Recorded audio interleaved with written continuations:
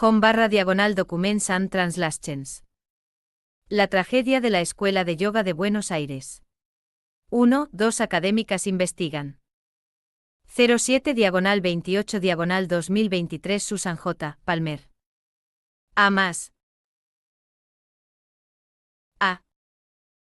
En mayo de 2023, una académica canadiense y otra estadounidense visitaron Argentina para investigar lo que los medios locales llamaban la secta del horror. Descubrieron que la historia era diferente. Por Susan J. Palmer. Artículo 1 de 5. Read the article in English. Alumnos de EIVA en una reunión de lectura en el café de Avenida de Israel antes de los allanamientos. La democracia suele darse por sentada en América y Europa, pero la historia y la política nos dicen que no es un privilegio grabado en piedra. Es puesta a prueba constantemente por nuevas leyes aparentemente benignas. A menudo se ha visto erosionada por tendencias culturales que aparentan apoyar a los oprimidos y defender los derechos humanos. Lo ocurrido a los miembros de un pequeño club de lectura metafísica en Argentina es un ejemplo sorprendente de cómo los derechos humanos y los principios democráticos pueden erosionarse eficazmente de forma inesperada y subrepticia. La Escuela de Yoga de Buenos Aires, EIVA, surgió de las enseñanzas filosóficas y los grupos de debate organizados por Juan Perković a principios de la década de 1980. Perković es un contador judío viudo, ahora en sus 80 años y jubilado, que lleva décadas cultivando su pasión por los libros de misticismo y filosofía esotérica.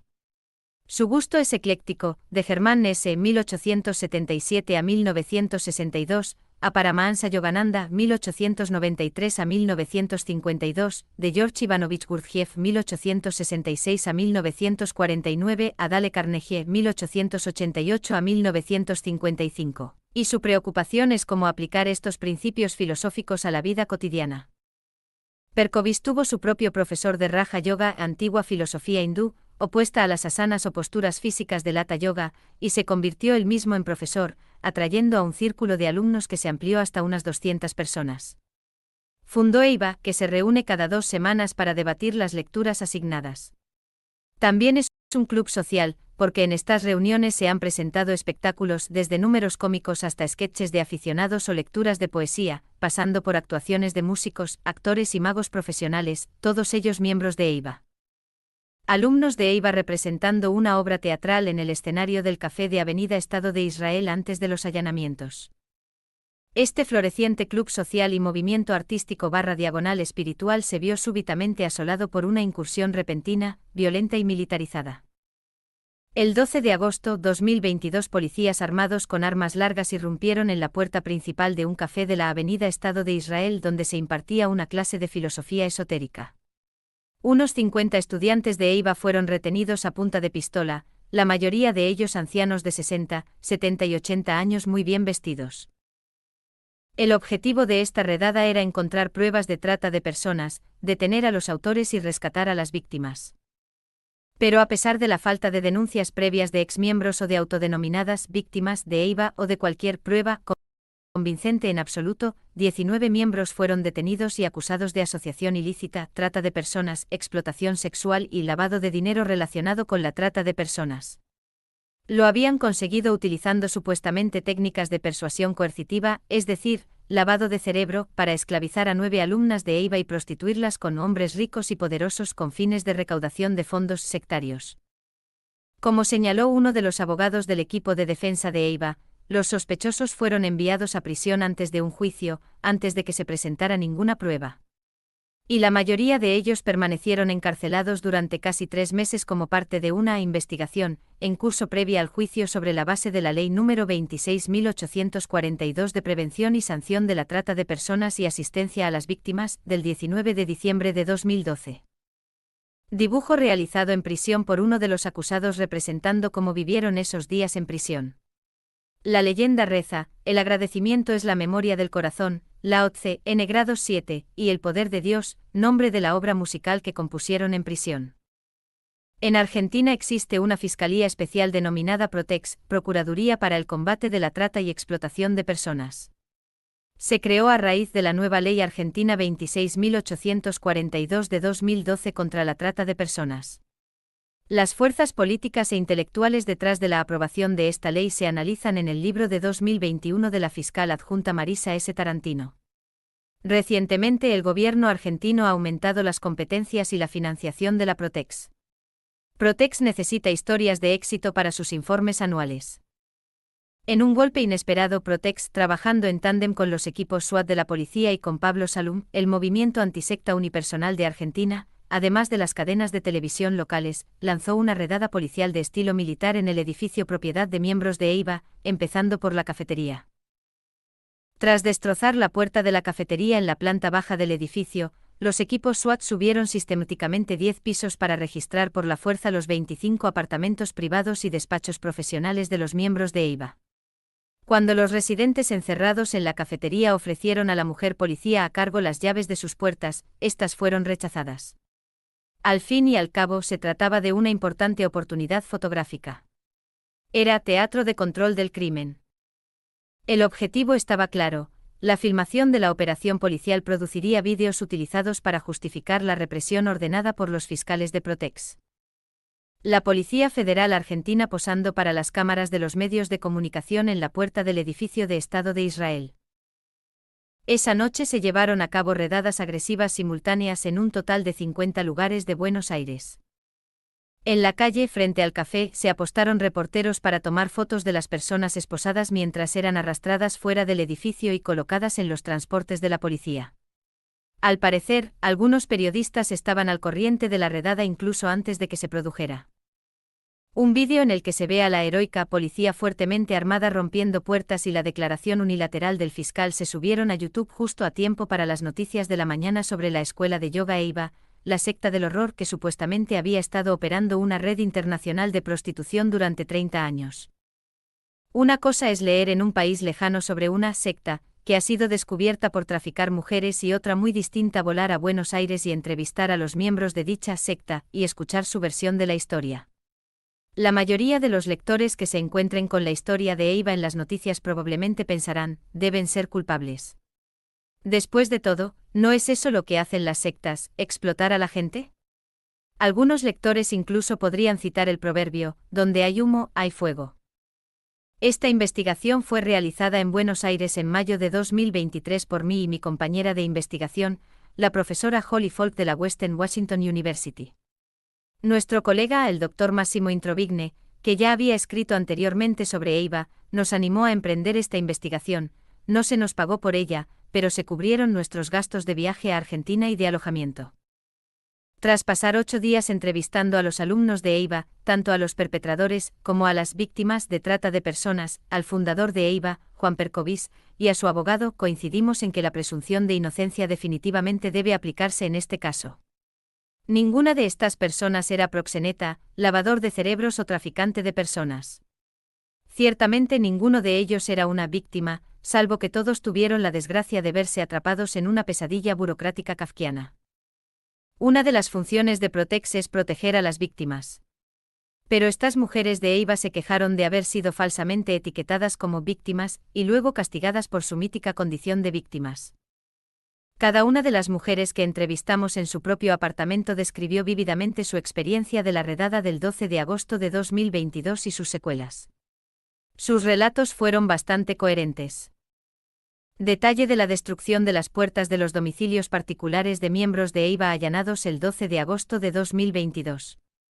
Los propietarios de estas puertas habían ofrecido las llaves a la policía. En primer lugar, la puerta del apartamento de cada mujer había sido destrozada la noche de la redada policial. En segundo lugar, descubrieron que la policía había registrado sus apartamentos incautando joyas de oro, relojes, cuadros, computadoras y dinero en efectivo. En tercer lugar, en los días siguientes sus nombres, rostros, direcciones e información laboral aparecieron en los medios de comunicación en reportajes y vídeos salaces sobre la secta del horror. El resultado fue que la mayoría de estas mujeres perdieron su medio de vida. O al menos sus carreras en el sector inmobiliario, producción televisiva, actuación, clínicas de salud, formación motivacional en ventas e informática se vieron negativamente afectadas. Varias mujeres describieron síntomas de trastorno de estrés postraumático tras el ataque, inseguridad al dormir en sus apartamentos abiertos o sin puerta, y falta de confianza al tratar con sus clientes. Pero, sobre todo, estaban enojadas. Como feministas fuertes e independientes que trabajaron duro toda su vida para forjarse una carrera, se sentían insultadas cuando les decían que eran víctimas. La mayoría de ellas mantenían relaciones de 10 a 20 años con su novio, compañero o marido, y se quedaban atónitas, o les causaba gracia, cuando les decían que eran prostitutas. Cuando aparece en las noticias un reportaje sobre una secta que acaba de ser descubierta como empresa criminal, cuyos líderes han sido detenidos, cuyos bienes han sido congelados, a nadie le importa. Nadie pregunta. Pero si alguien se molesta en ver la situación de cerca, en escuchar a los miembros describir el impacto de la incriminación antisecta y el etiquetado de los medios de comunicación en sus vidas profesionales y personales, a menudo se enfrenta a una realidad muy diferente. Esta serie presentará sus historias, resúmenes de las entrevistas realizadas en mayo de 2023 por mí y la profesora Folk.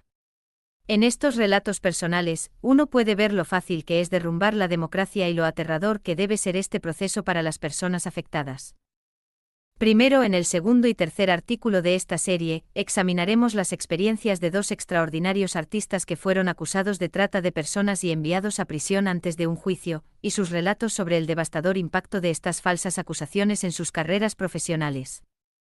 En el cuarto artículo exploraré los relatos de las 9 mujeres víctimas, que deben permanecer en el anonimato, ya que merecen una oportunidad para reconstruir sus carreras tras la exposición negativa que han sufrido en los medios de comunicación y en el sitio web de Pablo Salum. El quinto artículo presentará mis conclusiones. X.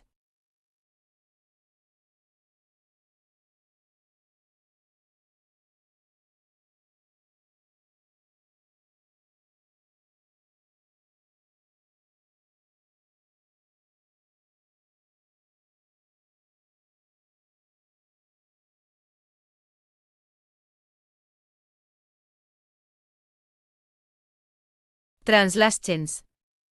La tragedia de la Escuela de Yoga de Buenos Aires. 2. Carlos Barragán, mago. 07/29/2023 Susan J. Palmer. A+. A. Como un mago escénico de fama internacional fue acusado falsamente de ser un traficante de personas sectario, y acabó en la cárcel. Por Susan J. Palmer. Artículo 2 de 5. Leer artículo 1. Carlos Barragán en una producción audiovisual en su antiguo estudio.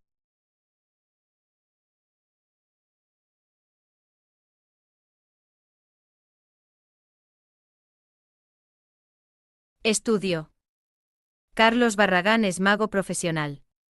Su padre y el padre de su padre eran magos famosos en Argentina, que le enseñaron su primera ilusión mágica a los 3 años. Carlos alcanzó fama internacional al inventar un nuevo estilo poético de magia escénica y ganó muchos premios, entre los que destaca el Campeonato Mundial de Magia en la categoría Grandes Ilusiones FISM en 1997. Durante más de 2 décadas, Barragán ha realizado giras por Latinoamérica, México, Las Vegas, Europa, Rusia y China, presentando sus espectáculos de magia teatral en festivales, eventos corporativos y fiestas privadas selectas. Magicpedia resume la carrera única de Carlos Barragán de la siguiente manera: su inventiva, filosófica y emocional producción de shows estilo thriller, combina ilusión y teatro, comedia y misterio en un espectáculo sensual, tocando las emociones del público con su nuevo concepto de magia emocional filosófica. Carlos Barragán ha encantado al público de todo el mundo en teatros y televisión. Preparó un espectáculo especial para el príncipe Guillermo y Máxima en la boda real holandesa de 2002. Entre sus giras mundiales, Carlos Barragán visitaba la Escuela de Yoga de Buenos Aires y asistía a sus clases de filosofía. Carlos se sentía como en casa en esta cálida comunidad de intelectuales y artistas creativos que acogían en sus reuniones a judíos, musulmanes y homosexuales. Los padres y hermanas de Carlos nunca se unieron a EIVA, pero él mantuvo una estrecha relación con ellos. Colaboró estrechamente con los artistas que conoció en EIVA para crear espectáculos teatrales innovadores con música y comedia. Una de ellas, una joven y talentosa actriz, se convirtió en su ayudante de escena habitual y viajó con él a Alemania en 1997 para actuar y recibir el premio FISM. La fatídica noche del 12 de agosto de 2022, Carlos Barragán asistía a una reunión de estudio en el Café de EIVA, situado en la planta baja del edificio de la Avenida Estado de Israel, cuando la policía hizo una redada en el edificio y en otros lugares relacionados con EIBA. Esposado y detenido a punta de pistola, junto con otros 18 miembros de EIBA, Carlos fue acusado de trata de personas mediante la explotación de una red de prostitución. Un relato alternativo del allanamiento de 2022 en un vídeo preparado por miembros de la EIBA, no implicados en la investigación, exmiembros y familiares, https://3ubs.bo.com/watch/v142293128h3 ras y 3f. Mientras estaba encarcelado, Carlos Barragán se enteró de que su casa, grande y elegante, también había sido allanada esa noche. Sus amigos le dijeron que habían encontrado la puerta de entrada destrozada. La policía había invadido su museo de magia y había incautado 2 grandes cajas con una colección histórica de accesorios y parafernalia mágica. Carlos Barragán explicó: Pablo Salum había dicho a Protex que yo tenía en mi casa, en mi búnker, como lo llama Salum, todo el material de chantaje para extorsionar los hombres ricos a los que se les ofrecían nuestras mujeres. Dijo que se grababan vídeos de actos sexuales para que pudiéramos extorsionarlos. Así que la policía irrumpió en mi casa y robó más de 4.000 VHS, esperando encontrar material de chantaje, pero por supuesto todo lo que encontraron fue mi histórica colección de espectáculos de magia, y la serie de VHS sobre nuestras clases de filosofía en EIBA. Foto tomada durante los allanamientos del archivo audiovisual guardado en la casa de Barragán. Las pericias realizadas concluyeron que no había material extorsivo ni de ningún valor para la investigación penal. Carlos Barragán salió de la cárcel el 4 de noviembre de 2022, cuando se retiraron repentinamente los cargos contra él. A día de hoy, no sabe por qué, tampoco sabe por qué fue detenido, en primer lugar. Cuando regresó a su casa, la policía había saqueado su estudio y había destrozado y pisoteado los inventos meticulosamente elaborados que solía vender a otros magos. Las ventanas estaban rotas y en el suelo había excrementos de animales. Pero lo más desolador para Carlos fue que la policía había descubierto su escondite secreto, donde guardaba su pasaporte y las medallas de oro y plata recibidas por su padre por sus servicios a la comunidad. Allí también habían encontrado, y robado, una gran reserva de dinero que su madre le había dado para que lo guardara poco después de la muerte de su padre, el 9 de junio de 2022. Su madre, la señora Barragán, temía a los ladrones, pues ahora vivía sola. Como muchos argentinos, no confiaba en los bancos, desde el famoso corralito de 2001, cuando todos los bancos congelaron el dinero de sus clientes, tanto pesos como dólares, para devolverlo varios meses después exclusivamente en pesos, en cuotas y devaluado. Mucha gente perdió enormes cantidades de dinero y activos, y se produjo una oleada de emigración a otros países. Después de que la policía robara las joyas de su madre y los ahorros de toda la vida de su padre, Carlos se dio cuenta de que su cuenta bancaria había sido congelada en el momento de su detención. Incluso después de que se retiraran los cargos contra él, permaneció congelada. Destruyeron el trabajo de toda mi vida, dijo Carlos con amargura. Pero lo que le resultaba insoportable era el ataque a su reputación. Hombres parecidos a Adolf Hitler 1889 a 1945 dicen que soy un criminal en Argentina. Ahora que mi nombre fue arrastrado por los tabloides, nunca voy a volver a trabajar. Me desenmascararon falsamente como miembro de la secta del horror, como proxeneta que lava cerebros, como si no estuviera demasiado ocupado promocionando una profesión infinitamente más excitante y lucrativa como mago de clase mundial. Barragán en pleno acto de magia escénica. Carlos protestó porque los medios de comunicación lo presentaban como un sectario, de pacotilla que responde al falso alias de El Mago. Pero yo soy un mago. No es mi alias, es mi honorable profesión, la tradición familiar en la que crecí desde los 3 años. Habló de Pablo Salum, el apóstata de carrera. La madre de Salum lo llevó a las reuniones de EIBA a los 10 años, que es el activista antisecta más feroz de Argentina. Salum había declarado a los medios que EIBA era una asociación de pederastas. Pablo Salum ha declarado públicamente que el Dalai Lama es un pederasta, y que la Iglesia mormona y las carmelitas ocultan lavado de cerebro o redes de pedofilia. Carlos protestó: es una calumnia diabólica. Las acusaciones contra nosotros eran de trata de personas y lavado de dinero, eso es todo. El abuso de menores nunca formó parte del caso. En mi profesión, en la que los magos actuamos para familias y escuelas, el más mínimo indicio de escándalo relacionado con rumores de pederastia es una sentencia de muerte para tu carrera. Nadie va a trabajar con vos. El atravesado, una de las ilusiones más espectaculares, autoría de Barragán. La salud de Carlos ha empeorado rápidamente desde que salió de la cárcel. Actualmente se recupera de una operación a corazón abierto bajo los cuidados de sus antiguos amigos de Eiva. Carlos habló de su momento más desgarrador.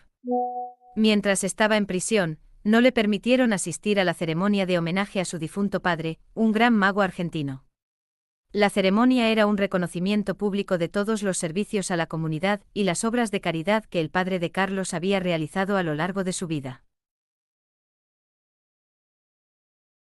Vida. Carlos había emulado a su padre realizando espectáculos de magia para recaudar fondos.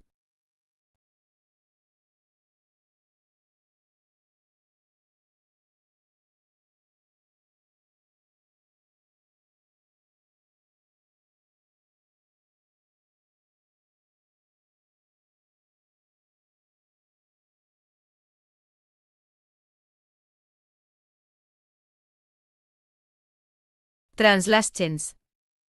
La tragedia de la Escuela de Yoga de Buenos Aires. 3. Mariano Krauz, oboísta y compositor. 07/31/2023 Susan J. Palmer. A más. A.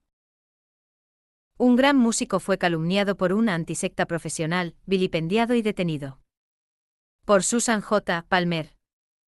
Artículo 3 de 5. Lea el artículo 1 y el artículo 2. Agentes de la Policía Federal Argentina en los pasillos del edificio de Estado de Israel la noche del 12 de agosto de 2022. Esta es la historia de Mariano Krauz, cuya brillante carrera internacional como oboísta solista y compositor emergente fue repentina e inesperadamente descarrilada, debido a las fantasías absurdas de un activista antisecta y apóstata de carrera, y a las maquinaciones oportunistas de Protex. Nacido en 1964, Mariano Krauz es nieto de judíos polacos que emigraron a Argentina. Mariano descubrió la música a los 5 años, cuando una tía melómana le acompañó a clases de flauta dulce. Cambió al oboe y pronto se convirtió en un niño prodigio, ganando premios desde los 13 años. Estudió en el Conservatorio de Ámsterdam y a los 24 años Mariano Krauz se convirtió en el primer oboísta del Teatro Colón, el magnífico teatro de ópera de Buenos Aires. Entonces, ¿por qué este músico tan disciplinado y con tanto éxito se unió a Eiva, un club local de lectura metafísica que ha saltado a la fama gracias a los recientes reportajes de los medios de comunicación y los programas de televisión sobre la secta del horror de Buenos Aires?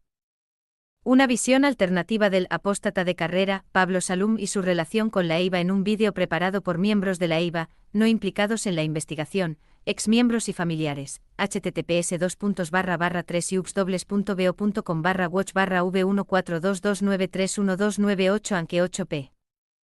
Estábamos sentados en la espaciosa cafetería de techos altos de Eiva cuando le hice esta pregunta a Mariano.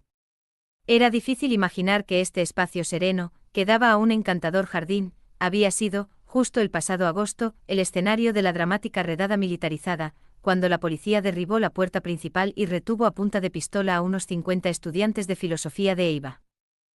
Mariano habló de cómo conoció Eiva en 1991.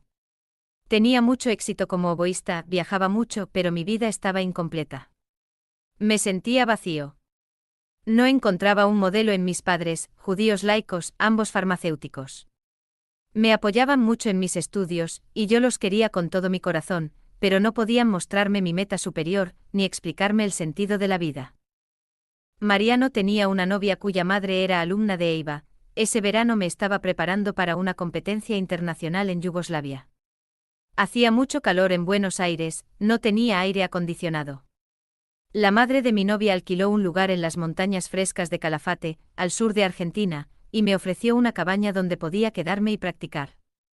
Yo era muy tímido y solitario, pero ella me dio un libro, Comentarios psicológicos sobre la enseñanza de Gurdjieff y Ouspensky, de Maurice y Nicole, 1884 a 1953. Yo no lo entendía, pero él comparaba a los seres humanos con hojas en el viento. Pensé, ese soy yo. Así que acepté su invitación, y la siguiente vez que volvimos a Buenos Aires asistí a una reunión de Eiva. Mariano recuerda su primera reunión de Eiva. Habló un niño de 5 años. Quiero leer un poema que escribí ayer. Mientras el niño lo leía, me puse a llorar. Este es mi hogar, pensé, un lugar donde la gente puede expresarse. Le pregunté a Mariano por sus primeras impresiones sobre el Dr. Juan Percovis, fundador de EIVA. La primera vez que lo escuché a Juan, dio una larga conferencia en la que habló, entre otros temas, del dolor de ser músico, de cómo la música que uno tiene en la cabeza nunca es la misma que la música que hay ahí fuera. Esto resonó en mí, y poco a poco fui conociéndolo. Es tan sabio su forma de ser con la gente. Me propuso aprender a tocar tango. Fue una de mis primeras tareas. En EIVA los alumnos tienen un instructor que les propone tareas que les ayudarán a aplicar las ideas filosóficas a su vida cotidiana. Me sorprendió porque siempre había tocado música clásica, leyendo de una partitura. Ahora tenía que aprender a improvisar, a tocar de memoria. Me obligó a soltarme a sentir la música de otra manera. Tocar tango me llevó a escribir mis primeras composiciones. Ahora soy más compositor que intérprete de oboe. En los primeros días de la escuela, Juan organizó muchas ramas diferentes para estudiar artes, medicina, negocios, etc. Mariano recuerda, teníamos un grupo de Fyodor Dostoyevsky 1821 a 1881 que leía El jugador. Junto con el Dr. Percovis escribimos un libro titulado Dostoyevsky y las cartas marcadas del jugador de póker. Esto me inspiró para escribir una ópera titulada Cartas marcadas, con mi compañera de estudios Susana Mendelievich. Extractos de esta ópera se representaron en el Salón Dorado del Teatro Colón, y la obertura se representó en el San José Arena de California. Mariano Krauz en el Salón Dorado del Teatro Colón en 1996 luego de la interpretación de la obra Cartas marcadas, compuesta por él y otros compañeros de EIVA inspirados en la novela El jugador de Fyodor Dostoyevsky. Plácido Domingo interpretó un dúo de Cartas marcadas en el campo argentino de polo en 1996. Mariano señala, Plácido Domingo y yo éramos amigos desde hacía más de 20 años y trabajábamos juntos a menudo, pero después de la redada los medios de comunicación intentaron inculparle como miembro secreto de EIVA. En realidad nunca había mostrado ningún interés por la filosofía, y nunca acudió a una sola reunión de EIVA. El escándalo de la secta del horror en los medios de comunicación manchó mi imagen pública. Plácido Domingo se distanció de mí. Resultó que la policía había estado interviniendo nuestras llamadas telefónicas durante al menos un año antes de la redada. Ahora nadie me contrata, no he puesto un pie en el Teatro Colón desde la redada. A continuación, Mariano contó una triste historia. 2 días antes de la redada, estaba reunido con los directores del Teatro Colón para hablar de mi ballet infantil. Planeábamos montarlo en 2023.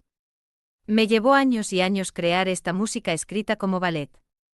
Había sido interpretada en Japón por la Orquesta del Siglo de Osaka. A la gente le encantó. Se basaba en una historia sobre el barón Munchausen. El coreógrafo había cambiado el argumento sobre Venus, el varón, y el amor para que fuera más adecuado para niños, pero después de la redada del 12 de agosto de 2022, nadie respondió mis llamadas. Y también se canceló un concierto previsto en el Teatro Colón para el 25 de noviembre de 2022, con la Orquesta Académica interpretando parte de mi ballet. Por supuesto, la noche de la redada me esposaron y me llevaron en un furgón a la cárcel, donde viví 84 días en una celda del sótano con otros hombres de EIVA, los supuestos traficantes de personas. Mariano Krauz tocando el oboe junto a la Orquesta del Siglo de Osaka, Japón, 1998, en un concierto en conmemoración del centenario de amistad entre Japón y Argentina en que interpretaron la obra Venus, el varón, y el amor compuesta por él y otros compañeros de EIVA. Pero al menos la policía no derribó la puerta de Mariano, tuve suerte, porque esa noche decidí no asistir a la reunión en el café. Cuando oí el fuerte ruido de abajo, abrí la puerta de mi casa en el 10º piso, así que cuando llegó la policía no se molestó en destrozarme la puerta principal como a los demás. Lo peor es que me confiscaron la computadora. Así que ahora no tengo acceso a las nuevas composiciones en las que estaba trabajando, ni a las partituras orquestales de mis composiciones anteriores. Mariano y Juan Percovis acababan de pasar 18 días en la misma celda, durante una investigación previa al juicio por presuntos delitos de trata de personas y lavado de dinero. Mariano pasó 84 días en prisión con sus compañeros de EIVA, pero al Dr. Percovis se le permitió volver a casa a los 18 días, donde permaneció bajo arresto domiciliario. Durante nuestro viaje a Buenos Aires, Holly Folk y yo, Susan J. Palmer, visitamos al Dr. Perkovic en Buenos Aires. Se trata de un contador jubilado de 84 años que nos recibió en su modesto apartamento, donde nos describió su interés de toda la vida por la filosofía, en particular por la filosofía esotérica. De joven, como mencioné antes en esta serie, había encontrado un profesor de Raja Yoga y filosofía hindú, que se centra en el conocimiento divino, tanto intelectual como experiencial, en contraste con los tipos de yoga más conocidos, el camino devocional / estático del Bhakti Yoga y la disciplina física del Hatha Yoga. Perkovic tiene talento para enseñar ideas filosóficas y aplicarlas a la vida cotidiana, por lo que atrajo a un pequeño círculo de estudiantes que invitaban a sus amigos, hasta que el círculo de lectura y debate se amplió a unos 200. Los medios de comunicación contaron la historia de forma diferente. Spectrum New BN9 había afirmado, la Escuela de Yoga de Buenos Aires, que funcionó durante más de 30 años, bajo la dirección de Juan Perkovic, de 84 años, en realidad no ofrecía clases de yoga. En cambio, atraía a la gente con promesas de felicidad eterna antes de explotarlos sexual y económicamente, dicen los fiscales. Mariano describió la sucia y oscura celda del sótano de la prisión donde él y sus amigos íntimos de Eiva dormían en colchonetas, compartiendo una letrina como retrete. Una vez a la semana se les permitía salir al patio para hacer ejercicio al aire libre y a la luz del sol. Pero Juan se quedaba porque no podía subir las escaleras. Mariano recuerda las circunstancias en la cárcel que le llevaron a trabajar en su nueva composición, El poder de Dios. Juan, mi profesor de filosofía, me dijo: ¿por qué no escribís una composición sobre todo esto que nos está pasando? Ahora es el momento. Todas las emociones y acontecimientos están frescos en nuestra mente y en nuestra sangre. Después de algún tiempo nos vamos a olvidar, ¿no te parece? Pensé, tiene toda la razón. Pero no tenía lápiz ni papel.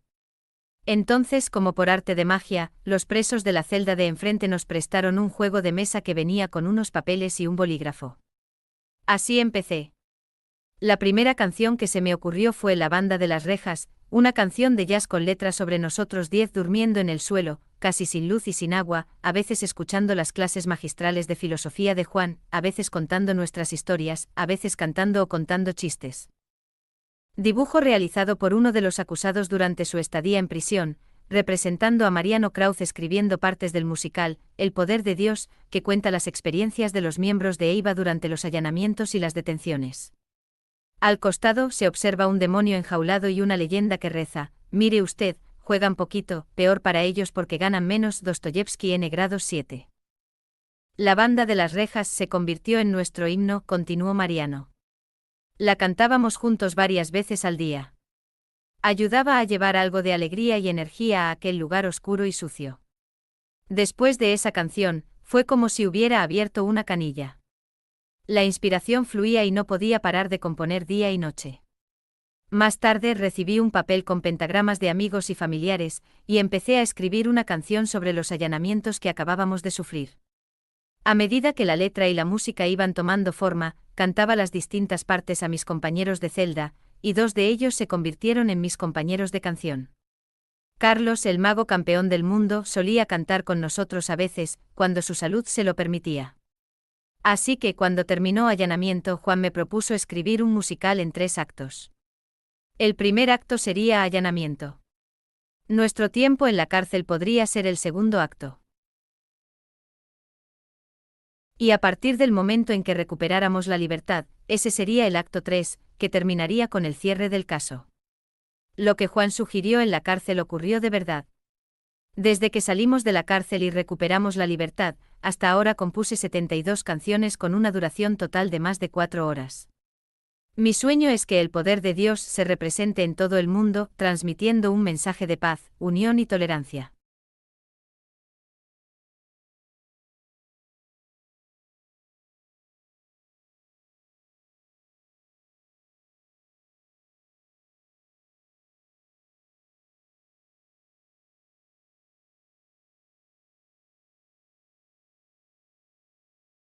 Translations.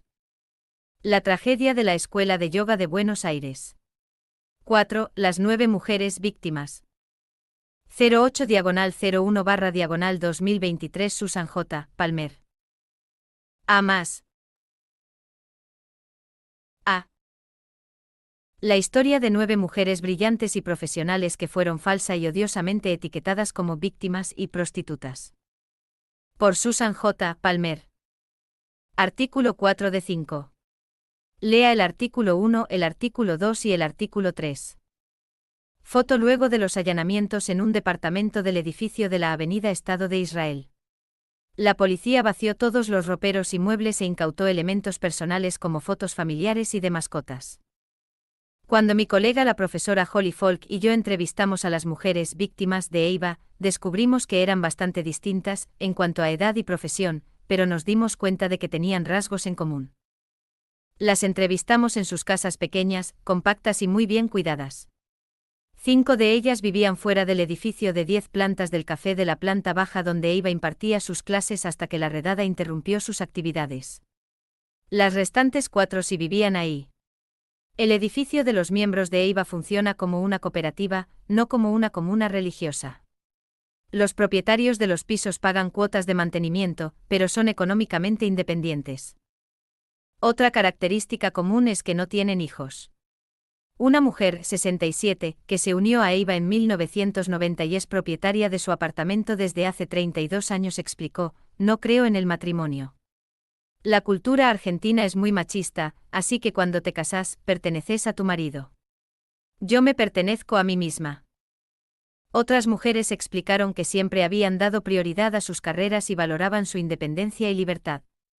Sin embargo, la mayoría mantiene relaciones estrechas con sus familiares fuera de Eiva. Una mujer dijo: "Siempre di prioridad a mi carrera, he vivido con novios, nunca me casé y ahora estoy muy involucrada con mi sobrina y sus hijos". Otra mujer nos contó que estaba planeando congelar sus óvulos para poder ser madre cuando cumpliera 40 años. Solo una mujer había querido tener hijos, pero no había podido concebir debido a un problema de salud. Todas estas mujeres tenían novios, compañeros o maridos desde hacía mucho tiempo, excepto una mujer cuyo compañero de vida había fallecido recientemente. 2 estaban con hombres que conocían desde la infancia, cuando sus padres las llevaban a jugar juntas durante las reuniones de Eiva. Solo una mujer estaba con un hombre que no era miembro de Eiva. Una pauta interesante que observamos fue que, salvo 2 excepciones, estas mujeres preferían vivir solas, por lo que las parejas tenían apartamentos separados. Todas estas mujeres estaban apasionadamente comprometidas con su trabajo y muy motivadas en las profesiones que habían elegido: artista, actriz, productora de televisión, técnica informática, vendedora, etc. Sus relatos sobre la redada de agosto y la consiguiente publicidad negativa que afectó a sus vidas personales y sus carreras fueron bastante coherentes.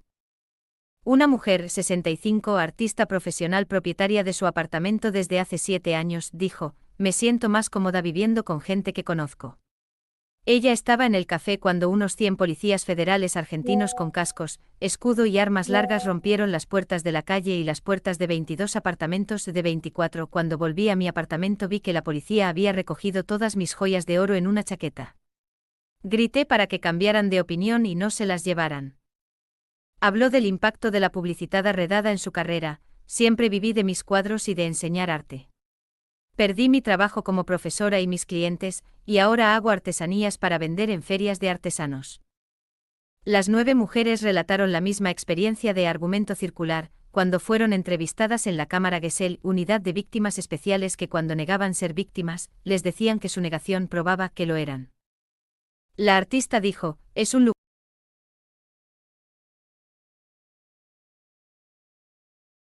lugar donde te sentás y hablas con un psicólogo y hay espejos, detrás está el juez.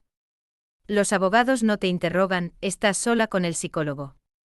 Pero el juez dijo: "Las víctimas no se dan cuenta de que son víctimas. Ellos dicen que abusaron de mí durante 30 años y no me di cuenta, por eso me tratan como a una idiota. La fiscalía dice que soy víctima de persuasión coercitiva. En mi opinión, están inventando esta porquería, estos mentirosos. Me llaman víctima, y todavía no sé de qué. Mi foto salió en los medios de comunicación, mi cara se vio en un programa de televisión porque había un canal de televisión dentro del café durante la redada. A la fiscalía, al juez, no les importan las personas que pertenecen a Eiva". Otra mujer, 45, de familia judía, Se graduó en la universidad como licenciada en Administración y trabajó con su padre, productor de televisión, en diversas funciones en su canal, produciendo programas de televisión. Pero tras la redada, su vida ha cambiado radicalmente. Estaba en el café cuando oí gritos y golpes. La policía estaba tirando abajo las puertas, destrozando todos los apartamentos. Una mujer policía me dijo que tenían problemas para entrar por la puerta de mi apartamento. Era una puerta blindada, así que fui con ella para abrirla con mis llaves, pero ya la habían roto, junto con la pared pegada a la puerta, y había marcas profundas en el suelo. Se llevaron todas mis fotos y la escritura de compraventa de mi apartamento. Durante 4 noches no pude dormir porque la puerta estaba rota y tenía miedo de quedarme sola, de que me robaran otra vez. Los daños que hicieron fueron terribles. Reparar la puerta y la pared cuesta miles de dólares. Puerta blindada de una de las mujeres víctimas luego de los allanamientos. Arreglar los daños efectuados, a pesar de que ella ofreció sus llaves para evitar destrozos, costarán miles de dólares. La policía continuó, se llevó a mi papá y a mi hermana para interrogarlos. Pablo Salum publicó en Twitter fotografías mías, de mi papá y de algunos empleados del canal de televisión. Una mujer renunció porque tenía miedo de que su imagen se viera manchada por trabajar con nosotros. Mi novio perdió su trabajo en la inmobiliaria y ahora intenta reconstruir su carrera. Empezó un nuevo negocio de agente inmobiliario, tiene un título en este campo. La madre de mi novio fue una de las acusadas de trata de personas. Él está intentando ser fuerte por su madre, por su hermana y por mí. Sería lindo, concluye, vivir como si no estuviéramos en la Inquisición. Queremos que se escuche nuestra voz. En la Cámara Gesell nuestra palabra no es valorada. Me hicieron preguntas extrañas e irrelevantes como, ¿todos tus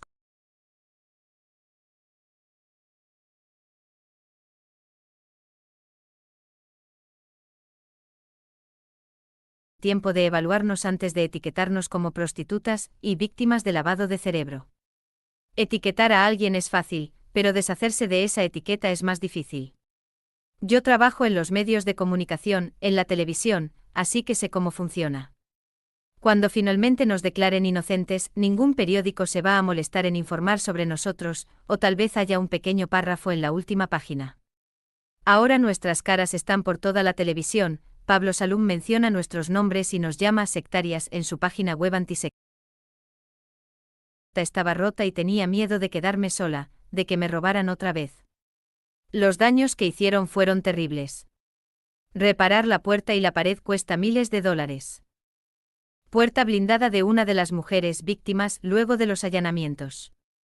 Arreglar los daños efectuados, a pesar de que ella ofreció sus llaves para evitar destrozos, costarán miles de dólares. La policía continuó, se llevó a mi papá y a mi hermana para interrogarlos. Pablo Salum publicó en Twitter fotografías mías, de mi papá y de algunos empleados del canal de televisión. Una mujer renunció porque tenía miedo de que su imagen se viera manchada por trabajar con nosotros. Mi novio perdió su trabajo en la inmobiliaria y ahora intenta reconstruir su carrera. Empezó un nuevo negocio de agente inmobiliario, tiene un título en este campo. La madre de mi novio fue una de las acusadas de trata de personas.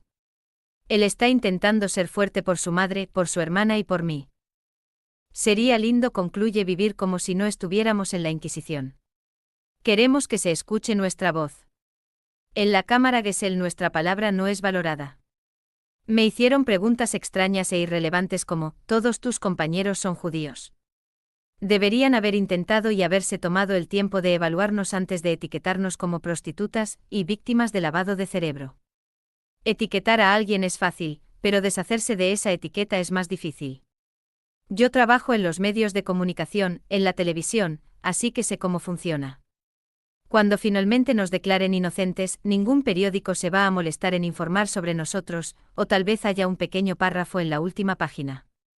Ahora nuestras caras están por toda la televisión. Pablo Salum menciona nuestros nombres y nos llama sectarias en su página web antisecta. Etiquetar es muy sencillo. No sé si alguna vez podré desetiquetarme. Una de las supuestas víctimas 57 que entrevistamos es de origen católico y siempre ha trabajado como actriz. En contra de la voluntad de sus padres, estudió teatro durante 6 años y en 1991 entró en EIVA. Allí conoció a muchos actores y artistas creativos que la ayudaron a lanzar su carrera. Su profesor en EIVA era un conocido catedrático de teatro que me enseñó a amar mi profesión de actriz. Trabajó en comedia y escribió para una revista que ofrecía sátiras políticas, un alivio de la opresión en la que vivíamos. Dos de sus primos desaparecieron en los años 70. Nos enseñó sus fotos, dejando atrás a una hija de 3 años, que fue criada por su tía. Además de vaciar los roperos, la policía también rompió muebles, como la cama que se observa en esta foto con el fondo desgarrado. Esta actriz describió su experiencia de la redada. En el café vi entrar al primer policía y vi su cara de sorpresa. Todo lo que encontró fueron 50 ancianos sentados en mesas, tomando té y café, leyendo libros. Evidentemente la policía esperaba irrumpir en una orgía sexual. Empezaron a forzar las otras puertas, y yo les dije, no, estas son nuestras casas, dejen que les demos las llaves. Pero no querían nuestras llaves. Nos hicieron esperar a punta de pistola en el café. Iban acompañados de reporteros gráficos y querían aparecer en las noticias de la televisión como los héroes que derribaban las puertas de la malvada secta. Finalmente a medianoche me permitieron ir a mi apartamento. Estaba preocupada por mi compañera de piso, que tiene 64 años y es muy pequeña. Cuando vi lo que habían hecho, me enojé mucho. Habían roto la puerta, todo estaba desordenado. Tiraron a mi compañera al suelo y le apuntaron a la cabeza con una metralleta. Me dijo que habían encontrado dinero en mi mesita de luz. Eran sobres de dinero que me habían dado con los nombres de mis amigos de EIVA, personas mayores que viven en el edificio. Durante la pandemia ellos me habían pedido que les hiciera las compras y yo seguí ayudándolos. Pero me hice amiga de la policía, así que me devolvieron el dinero. Ella continuó, estoy demandando a Pablo Salum. En su página web él usa mi imagen y dice que soy una prostituta, que Juan Percovis me entregó a hombres ricos y poderosos para recaudar dinero para la secta. Él mostró un vídeo de uno de los shows de magia en los cuales yo era asistente de Barragán. Él dice que yo estaba desnuda, pero no lo estaba, yo estaba usando un leotardo de danza. Salum puso mi nombre en ese vídeo, así que ahora puedo abrir una causa por acoso, por difamación e insultos. Esto es un delito, así que puedo iniciar un juicio civil. El juez citó a Pablo Salum en la corte. Así que el próximo jueves me encontraré con él en la mediación y lo voy a perseguir hasta el final. La escena se repite una y otra vez, casi todas las puertas destrozadas mientras sus propietarios pedían a la policía que abran con sus llaves. La injusticia que esta gente estaba viviendo parecía más severa aún porque eran ciudadanos de Argentina. Por esa razón su ansiedad estaba acompañada por Memorias del Corralito, 2001, y las desapariciones de la dictadura militar. Muchos miembros con los que conversamos describieron cuán preocupados estaban porque sus seres queridos, que fueron arrestados en la fatídica noche de los allanamientos, podían simplemente desaparecer. Describieron cómo corrían a sus automóviles y seguían a los transportes de la policía para saber dónde serían mantenidos en detención. Los miembros de EIVA tomaron turnos, montando una guardia de 24 horas para asegurarse de que ningún detenido desapareciera.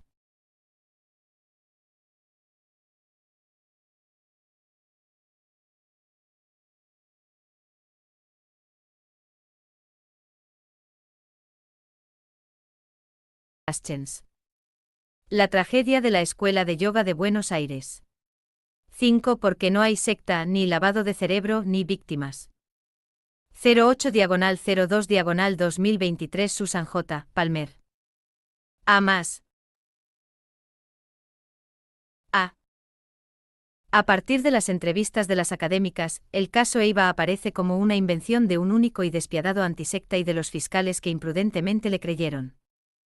Por Susan J. Palmer. Artículo 5. Lea el artículo 1, el artículo 2, el artículo 3 y el artículo 4. Las mujeres víctimas insisten en que no fueron explotadas y mucho menos trabajadoras sexuales. Exigen que se las deje de considerar víctimas de un crimen que no sucedió. Fuente: La Nación. ¿Qué nos dicen las entrevistas presentadas en los artículos anteriores de esta serie?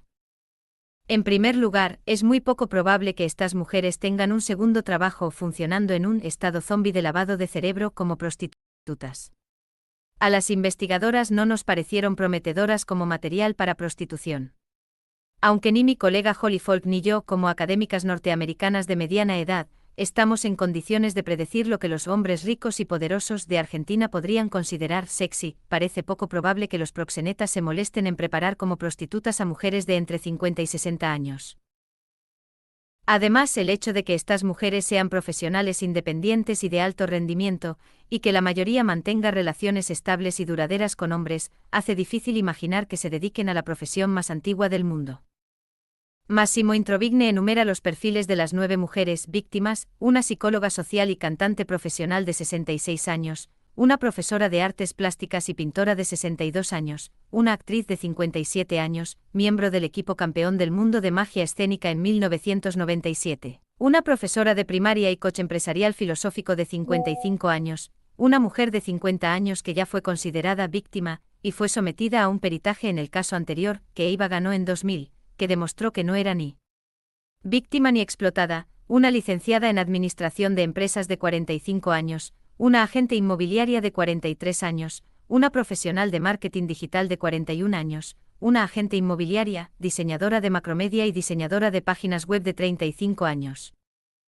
Introvigne comenta: considerar a este grupo de mujeres como una banda de prostitutas explotadas por la EIVA sería risible si no fuera doloroso e insultante para ellas.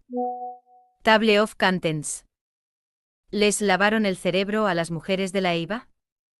Extraños paralelismos, los conceptos de lavado de cerebro y vulnerabilidad en el derecho argentino y francés. ¿Es la Escuela de Yoga de Buenos Aires una secta? La redada a EIVA como teatro de control del crimen. ¿Les lavaron el cerebro a las mujeres de la EIVA? Las 9 víctimas fueron todas enviadas a Cámara Gesell, una sala equipada para entrevistas de víctimas y delincuentes dirigidas por psicólogos. Las 9 mujeres fueron entrevistadas individualmente mientras el juez, los abogados y los fiscales las observaban a través de un enlace de Zoom.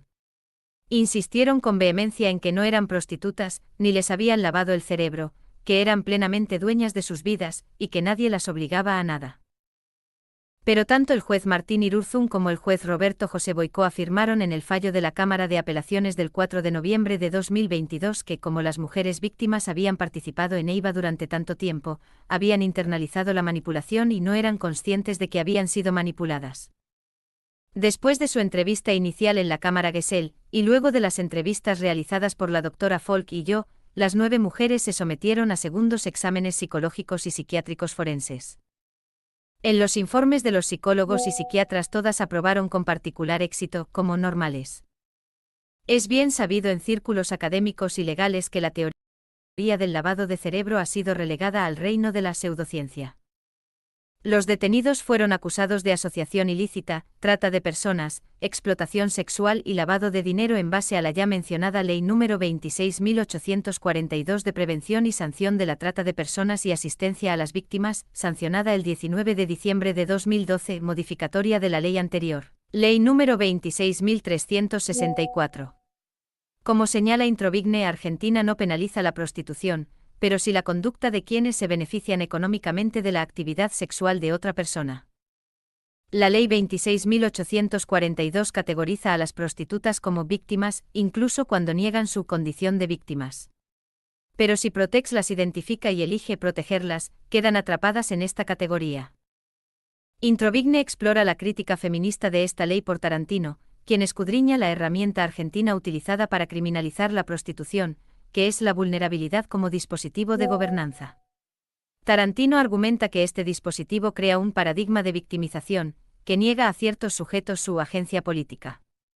Introvigne concluye, en otras palabras, una prostituta es por definición vulnerable y víctima.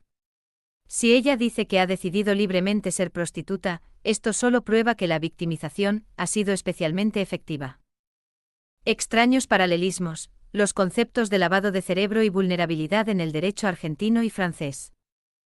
Introvigne también señala que el concepto argentino de vulnerabilidad como dispositivo de gobernanza exhibe una sorprendente similitud con el abus de faiblesse, que se traduce precisamente como abuso de vulnerabilidad, que es el delito típico del que se acusa a las sectas en Francia.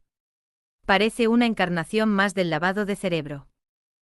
En ambos países este concepto fue la base de las nuevas leyes creadas para luchar contra el tráfico de personas y las sectas, al categorizar a los miembros de los nuevos movimientos religiosos como víctimas del lavado de cerebro, manipulación mental en Francia y persuasión coercitiva en Argentina, privándoles así de su agencia política. Es interesante recordar que en la primera aplicación de la ley francesa antisecta About Picard de 2001, cuando Arnaud Moussy, un joven profeta de un pequeño nuevo movimiento religioso llamado Niopare, fue acusado de provocar el suicidio de un compañero, el abogado defensor de Moussy, Fabrice Petit, se opuso a que su cliente fuera utilizado como cobayo, conejillo de Indias, para esta nueva ley que aún no se había puesto a prueba. Advirtió al tribunal, se les pide que sean magistrados psiquiátricos. Ni ustedes ni yo tenemos competencia para juzgar la manipulación mental. Cuando Moussy habló ante el tribunal, negando ser un gurú o un manipulador, relata la reacción que recibió: cuando hablo y les cuento mi versión de los hechos, incluso el fiscal dice, parece muy directo. La directora de ADFIG, movimiento francés de lucha contra las sectas, dice, ajá. Eso demuestra que es un manipulador. Todos los gurús tienen esta capacidad de parecer sinceros. Así es como manipulan. La misma táctica de argumento circular formó parte del extraño espectáculo en los tribunales, donde un abogado antisectas representó las quejas de los Peralta, dos miembros de Niopare, sin su consentimiento. En el caso del matrimonio Peralta, habían redactado una declaración para el tribunal insistiendo en que no tenían ninguna queja sobre Arnaud Moussy. Pero al igual que las víctimas de EIVA, su declaración fue rechazada alegando que las víctimas de lavado de cerebro no se dan cuenta de que se lo han lavado, que sus negativas son en realidad prueba de que les han lavado el cerebro. Los allanamientos de la Escuela de Yoga de Buenos Aires fueron cubiertos por los medios de comunicación desde su comienzo, lo que permitió la emisión de imágenes en simultáneo en cadenas de TV y periódicos, alimentando el pánico social asociado a las sectas. Fuente: La Nación. ¿Es la Escuela de Yoga de Buenos Aires una secta? Los sociólogos del campo de los nuevos estudios religiosos clasificarían a EIVA como un NRM, nuevo movimiento religioso. Pero EIVA no se ajusta al tipo de NRM que tiende a generar controversia, lo que el sociólogo Roy Wallis, 1945 a 1990, en su tipología tripartita llamó el NRM, que rechazan al mundo, el tipo cuyo fundador es un profeta mesiánico que hace extravagantes y carismáticas afirmaciones de Dios en carne y hueso, y requiere que sus devotos entreguen su tiempo y bienes al movimiento y vivan comunitariamente, pasando sus días evangelizando y o recaudando fondos puerta a puerta y preparándose para él. Paraíso en la tierra o la catástrofe inminente. El Dr. Juan Percovis no encaja en el perfil de profeta mesiánico de tipo Dios en carne y hueso. Sus alumnos a los que entrevistamos lo describen como un maestro respetado, un filósofo sabio, un consejero amable, un amigo. De este modo, el Dr. Percovis se corresponde con el tipo de líder que funda lo que Wallis denominó NMRS, que afirman el mundo. Este tipo de líder es un sabio maestro de técnicas que no les dice a sus discípulos cómo aplicar el conocimiento sagrado que imparte. En otras palabras, en EIVA la atención se centraba en aplicar la filosofía esotérica a la vida cotidiana del individuo. Cada uno tomaba sus propias decisiones, pero en EIVA encontraba apoyo emocional, intelectual y artístico. La redada a EIVA como teatro de control del crimen. En mi opinión, los miembros de EIVA que fueron objeto de la redada eran realmente víctimas, pero no de la trata de personas. Más bien, fueron víctimas del teatro del control del crimen, TCC. DeBolt, Miller y Griffin definen el TCC de la siguiente manera: el teatro del control del crimen describe acciones legales, por ejemplo políticas, que parecen abordar la delincuencia, pero que a veces son ineficaces y pueden tener consecuencias negativas imprevistas. 4 criterios clave del TCC incluyen la respuesta reaccionaria al pánico moral, la aceptación y promoción incuestionables, la apelación a narrativas míticas y el fracaso empírico. A pesar de las reiteradas denuncias de las mujeres entrevistadas y de sus pedidos públicos de no ser consideradas como víctimas, tanto el juez como los fiscales y los medios insisten en considerarlas víctimas del lavado de cerebro y explotación sexual. Fuente: Canal Abierto. Los estudios académicos sobre el fenómeno del TCC señalan la falta de pruebas como una característica frecuente de este tipo de teatro. DeBolt, Miller y Griffin señalan: el teatro del control del crimen se refiere a leyes intuitivamente atractivas que parecen abordar la delincuencia mientras carecen de cualquier prueba de que ésta realmente exista. El TCC es teatral, Su propósito es crear la ilusión de que se controla el crimen para tranquilizar al público. Sin embargo, Logan Ayelderman y sus colegas han señalado la naturaleza ineficaz y los pobres resultados de los TCC, políticas como America's Missing, Broadcast Emergency Response Alerts, leyes de refugio seguro, la ley de Megan y leyes de Tree Strikes han proporcionado al público la sensación de seguridad y protección. Sin embargo, la investigación ha proporcionado pruebas de que este tipo de leyes y políticas aparentan ser eficaces, servir a los intereses del público y proporcionar un propósito de control de la delincuencia, pero que son en gran medida ineficaces y tienen consecuencias negativas imprevistas. El término teatro del control del crimen fue aplicado por primera vez a las redadas gubernamentales en comunidades religiosas por los autores que contribuyeron en el volumen sobre la redada del FBI en 2008 contra una comuna polígama en El Dorado, Texas. Tanto la Fiscalía Especial Protex como la Policía Federal Argentina produjeron material propio sobre los allanamientos en un claro caso de teatro de control del crimen. La extravagante redada en Neiva se ajusta a la descripción de un TCC. Se planeó claramente como una oportunidad fotográfica, con equipos de cámaras de televisión siguiendo a los equipos SWAT mientras subían las 10 plantas del edificio aporreando puertas tras rechazar las llaves. Estas dramáticas imágenes se mostraron en televisión durante las semanas siguientes en reportajes sobre la secta del horror que traficaba a sus mujeres.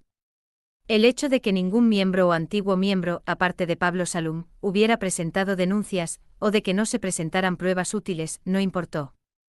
Ejemplos de lo que Yelderman y sus colegas denominaron consecuencias negativas imprevistas, en este caso concreto del TCC, fueron los perjuicios causados a las víctimas en términos de gastos de reparación y sustitución de puertas, robo de dinero y joyas, y ataques a la intimidad y la reputación de las personas objeto de la operación en noticias difamatorias publicadas en los medios de comunicación.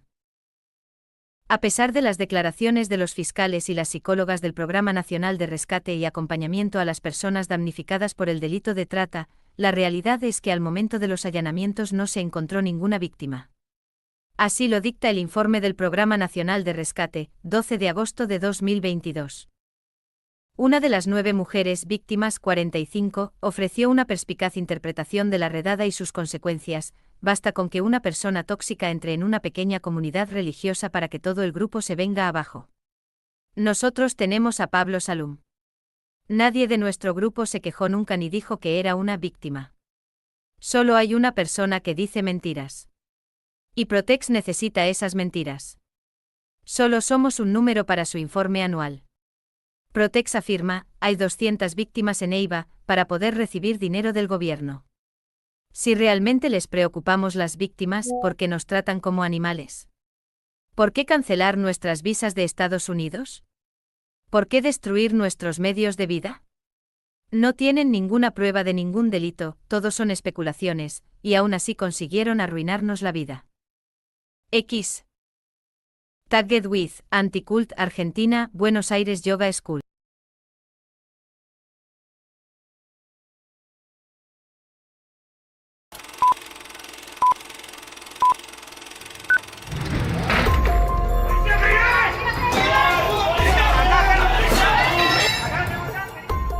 Aquí verás por ti mismo qué es el mercado de las víctimas.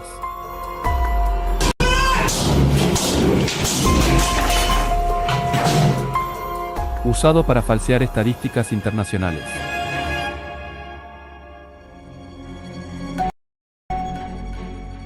En el año 2013, en Argentina, comienza a funcionar una Fiscalía Nacional especializada en el delito de trata de personas llamada Protex. La misma está dirigida por María Alejandra Mangano y Marcelo Colombo. Aprovechando la enorme diferencia que tiene la ley de trata argentina con la ley de trata internacional dispuesta por las Naciones Unidas, Protex está incluyendo una enorme cantidad de personas como víctimas de trata, que según la ley internacional, no lo son. Protex está reportando estadísticas internacionales falsas, obteniendo con esto mayor presupuesto y poder, destruyendo vidas a su paso, y generando el mercado de las víctimas. La licenciada Zaida Gatti, quien hasta hace unos meses fuera la coordinadora del Programa Nacional de Rescate de Víctimas de Trata, así lo confirma. De las más de 7.000 víctimas que hemos asistido, solamente el 2% se reconoce como víctima. Dicho de otra manera, el 98% de las personas marcadas por Protex como víctimas de trata no se autoperciben como tal y dicen no serlo, mayormente mujeres. Por su parte, es el mismo Departamento de Estado de los Estados Unidos quien en sus informes anuales sobre trata de personas advierte al mundo sobre la diferencia de la ley argentina. Incompatible con los estándares internacionales, la Ley 26.842 establece el uso de la fuerza, el fraude y la coerción como factores agravantes, en vez de elementos esenciales del delito. En otras palabras, bajo la ley argentina, se podría inculpar de trata a cualquier persona que se beneficia del trabajo gratuito de otra, aunque esta otra lo realice sin fraude o coerción, incluso, aunque lo haga gustosa.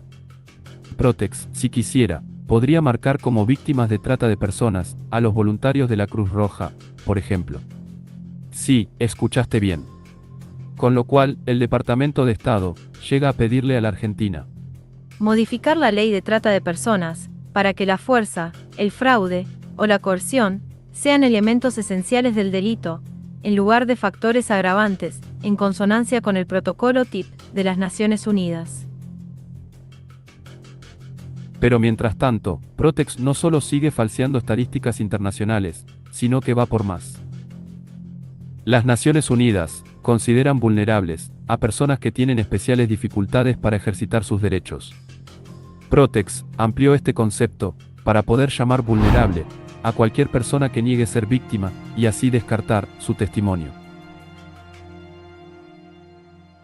Así es que en 2021, Protex decide marcar a 7 mujeres, mayores de edad, todas alumnas de una escuela de yoga, como víctimas de trata de personas. Para ello, Protex convoca a los medios de comunicación, y en la noche del 12 de agosto de 2022, delante de las cámaras de televisión, hace allanar dicha escuela de yoga para rescatar a todas las supuestas víctimas de trata, encarcelando a 19 supuestos victimarios. Pero esta vez, Protex queda expuesta, al no encontrarse víctima alguna. Aquí te mostramos el informe realizado por el Programa Nacional de Rescate de Víctimas de Trata, que lo confirma. Se deja constancia que ninguna de las personas entrevistadas quedó bajo resguardo del programa de rescate.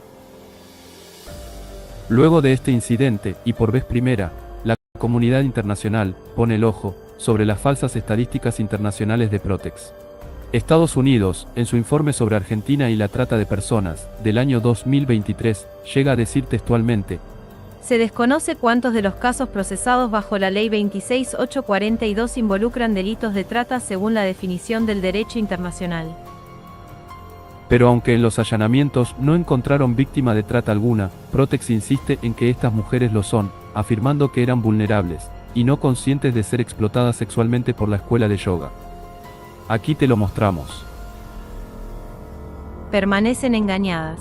No son conscientes de que su grupo les manipula, más bien consideran lo contrario, que pertenecen a un grupo en el que se les ha dado una oportunidad para el desarrollo de sus metas o el crecimiento personal o espiritual. Sí, Protex está preparando el terreno para considerar a cualquier grupo de desarrollo personal o de crecimiento espiritual como sospechoso, pudiendo arrojar así a sus miembros dentro del mercado de las víctimas. Pero estas mujeres alzan su voz, exigiéndole a Protex que no vulnere sus derechos. En este punto del conflicto, es la Sala 2 de la Cámara Federal de Apelaciones, la que se expide, ordenando se libere a los imputados, y se realicen amplios informes psicológicos forenses a las supuestas víctimas, para determinar si efectivamente, su voluntad estaba condicionada, como Protex sostiene.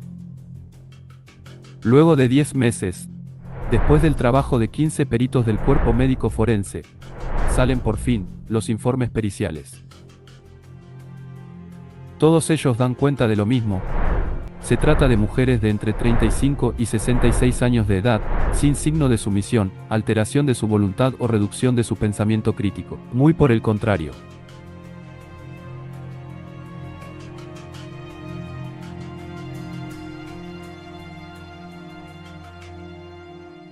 Pero increíblemente, Protex no cede. Luego de estos resultados periciales contundentes en su contra, desechando las evaluaciones de 19 reconocidos peritos, especialistas en la materia, despreciando el fallo de la Cámara de Apelaciones, y con una impunidad pasmosa, Protex pide se siga con el juicio, aún sin haber víctimas. Seguir implica arrancarles a estas mujeres, adultas y capaces, la libertad básica de elegir su propio plan de vida. Todo vale, con tal de que no se toquen sus estadísticas, ni su mercado, de las víctimas. Así es que, no sabiendo más qué hacer, estas mujeres, marcadas por Protex como víctimas, se unieron, e iniciaron una causa judicial contra Mangano y Colombo, por abuso de autoridad e incumplimiento de los deberes de funcionario público. Esto fue algo inédito, jamás nadie osó denunciar a Protex, y por supuesto estas mujeres, en la actualidad, están siendo hostigadas con campañas jurídicas y mediáticas. Advertimos que Protex, en su voracidad por engrosar sus estadísticas, pudiendo desestimar la propia elección de vida de cualquier persona a la que marca como víctima, ha creado un propio estándar moral, violando derechos constitucionales como el artículo 19, el derecho de autodeterminación y pactos internacionales. Hacemos un llamado a la comunidad nacional e internacional toda, para que cese la vulneración sistemática de derechos constitucionales por parte de Protex. Porque hoy son ellas, pero mañana podemos ser vos o yo.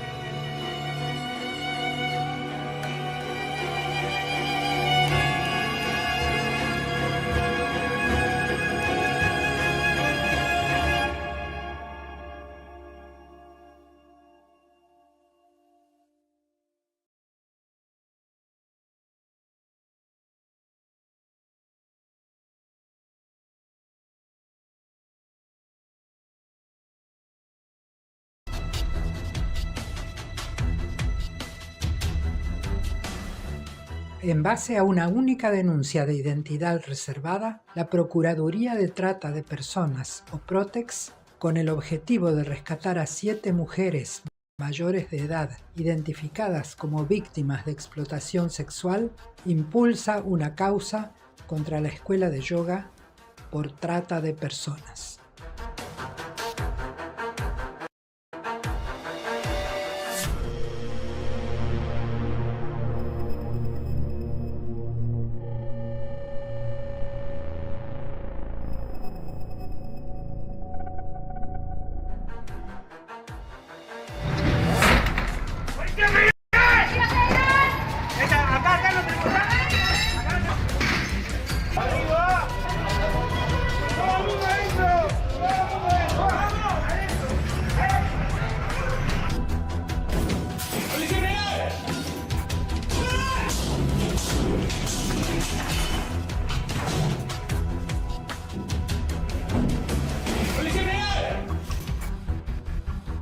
Durante la noche del viernes 12 de agosto de 2022, la Protex, en un espectacular operativo policial pocas veces visto en la historia argentina reciente, logra que un juez ordene allanar la escuela de yoga, más de 40 inmuebles particulares de sus integrantes y encarcelar a 19 de sus miembros.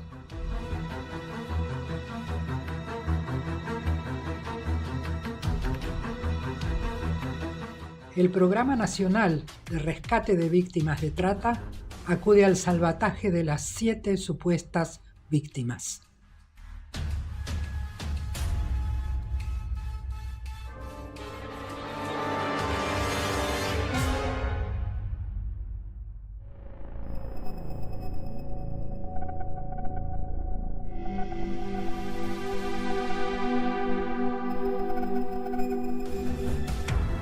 Todo lo que viste hasta aquí ya lo viste antes.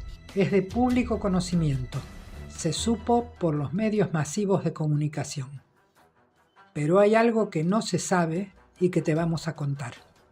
En la citada noche de los allanamientos, las autoridades actuantes encontraron en la escuela de yoga aproximadamente a 60 personas, todas mayores de edad, muchas profesionales, sentadas, escuchando una de las clases de filosofía que allí se dictaban. Aquí te mostramos imágenes exclusivas de lo que transcurría en la escuela de yoga minutos antes de que la policía entrara sorpresivamente.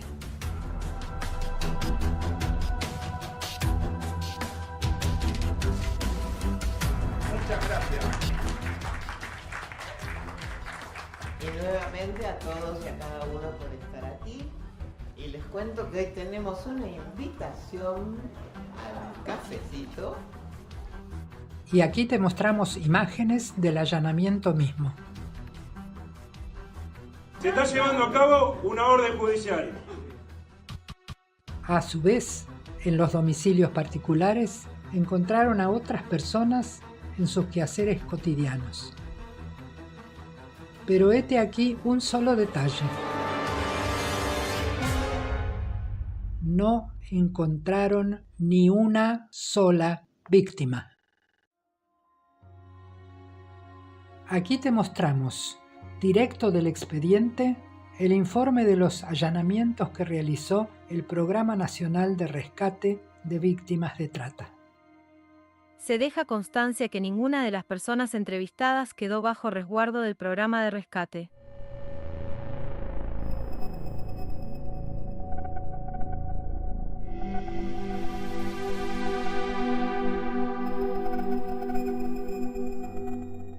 Como no puede existir delito de trata de personas cuando no existe víctima de ello, tenían un escándalo en puerta. ¿Qué hacer?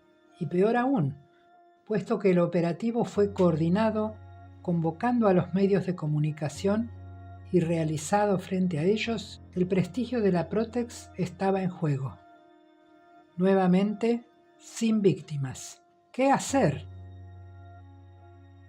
Encontrándose con el enorme problema de que nadie en los allanamientos se reconoció víctima ni pidió ayuda para ser rescatada o rescatado de ninguna parte, decidieron esperar casi un mes, con los supuestos victimarios en la cárcel, a que alguien denuncie ser víctima de la escuela de yoga. Esto tampoco sucedió. A su vez, otro problema se había generado.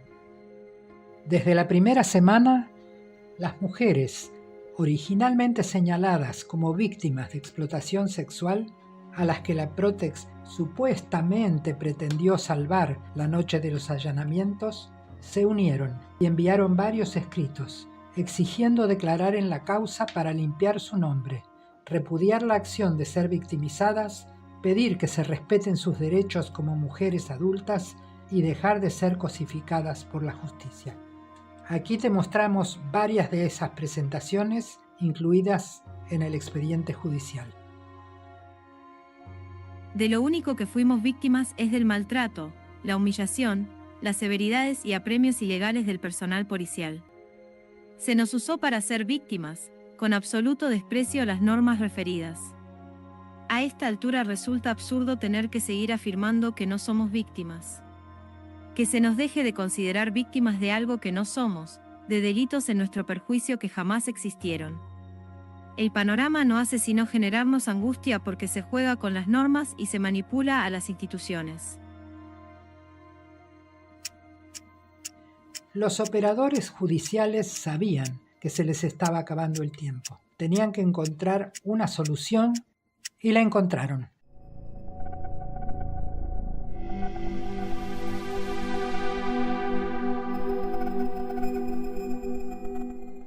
Para seguir manteniendo abierta la causa contra la escuela de yoga sin que haya víctimas, la Protex decidió imponerles a estas mujeres la figura de víctima. Y para terminar de silenciarlas, estableció que estas mujeres eran explotadas sexualmente por la escuela de yoga sin que ellas lo sepan. Sí, escuchaste bien. Aquí te mostramos la parte del expediente en donde sentenciaron que estas mujeres estaban en un grupo manipulativo y que, como permanecían engañadas, no eran conscientes de que eran manipuladas. Ahora sí, Con este argumento falaz, permitieron que estas mujeres declararan para luego desechar sus palabras. Podremos imaginar la indignación de estas mujeres, que inmediatamente se manifestaron con escritos, pero no fueron escuchadas. Ya no importaba lo que dijeran. Victimizadas y cosificadas están. Ya no rige para ellas el artículo 19 de la Constitución. Ya no importa su libertad de expresión, ni su libertad de pensamiento. Ya no importa su libertad de autodeterminación. Son rehenes del sistema. Los operadores judiciales así lo han dispuesto, y aunque al día de hoy ellas sigan luchando por tener voz, silenciadas están.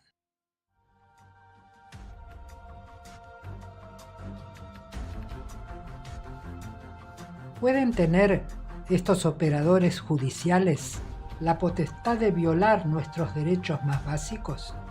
¿Pueden acaso cosificarnos, manipularnos y silenciarnos a discreción? Porque hoy son ellas, pero mañana podemos ser vos o yo. Caso Escuela de Yoga. No hay víctima de trata de personas. Esto es lo que no te contaron, porque no les conviene que sepamos.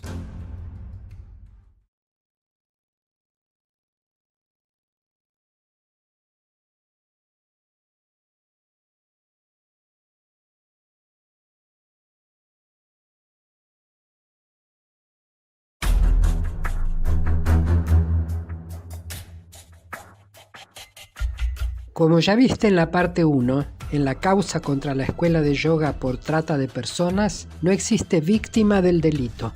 Pudiste ver el informe realizado por el Programa Nacional de Rescate de Víctimas de Trata, que lo acredita. Se deja constancia que ninguna de las personas entrevistadas quedó bajo resguardo del programa de rescate. A su vez, supiste que la Procuraduría de Trata de Personas inició esta causa judicial en base a una única denuncia realizada por alguien con identidad reservada. Aquí te contaremos quién es el denunciante de identidad reservada y la verdad sobre muchos hechos que no quieren que sepamos.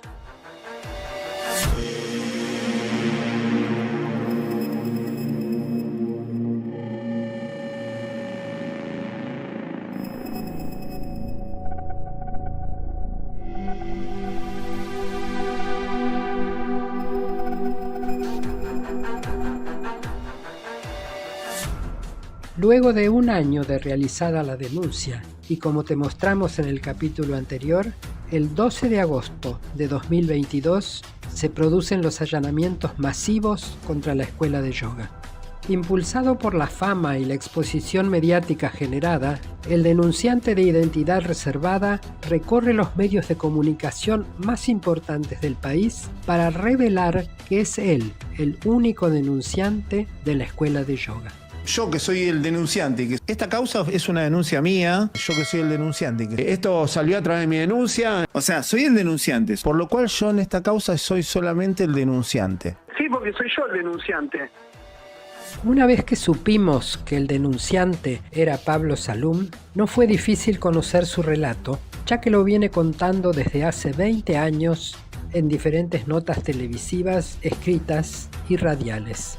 A su vez lo cuenta en varias plataformas propias como Blogspot, Facebook, Twitter, Instagram, YouTube, TikTok, Twitch y en sus páginas web redlibrementes.org y leyantisectas.com. Incluso, en base a su relato, junto con las teorías de persuasión coercitiva, más conocidas como lavado de cerebro, logró obtener seguidores e instalarse como un influencer antisectas. Aquí lo que nos viene contando a todos a lo largo de los años.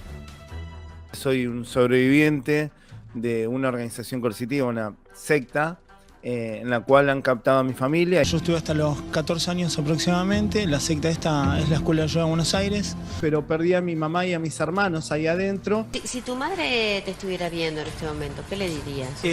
Por más que hayan pasado tantos años, la sigo extrañando como el primer día. Y bueno, hace unos días cumplió años mi mamá. Como yo hace 20 años que no sé dónde está. Decirle que la extraño, la amo.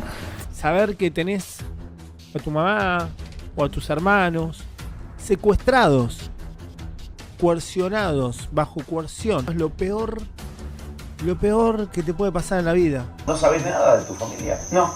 Estar pensando continuamente, ¿cómo estarán? ¿Estarán bien? ¿Se habrán enfermado? ¿No se habrán enfermado? Si me estás viendo mamá, si me estás viendo Germán o Andrea, tienen sobrinitos, tienen nietitos, me tienen a mí, yo los amo, los voy a recibir con los brazos abiertos. Por supuesto, con este relato de que su familia está perdida y al ocultar su pasado, Pablo Salum logró hacerse de mucha gente que lo sigue y lo apoya. Gente bien intencionada, de buena fe, personas sensibles ante situaciones horribles e injustas por las que pasa otro ser humano. En pos de la verdad, debemos mostrarte cierta información que lo desmentirá por completo. Pero antes veamos qué dice la propia familia de Pablo Salum cuando salieron a contestarle públicamente. No nos quiere rescatar. No nos quiere el domingo almorzando en su casa. Nunca quise contestarle públicamente a mi hermano, pero sí me hubiese gustado que sea más honesto con toda la gente a la que le tocó el corazón. Mi nombre es Andrea Salum. Mi hermano menor se enamoró de sus mentiras. Se las creyó, lo cual es peor. Pablo nunca quiso encontrarse con nosotros tres, a pesar de que las puertas de nuestros hogares estuvieron siempre abiertas. Lamentablemente mucha gente de buena fe le creyeron, pero les mintió a todos. A todos les mintió.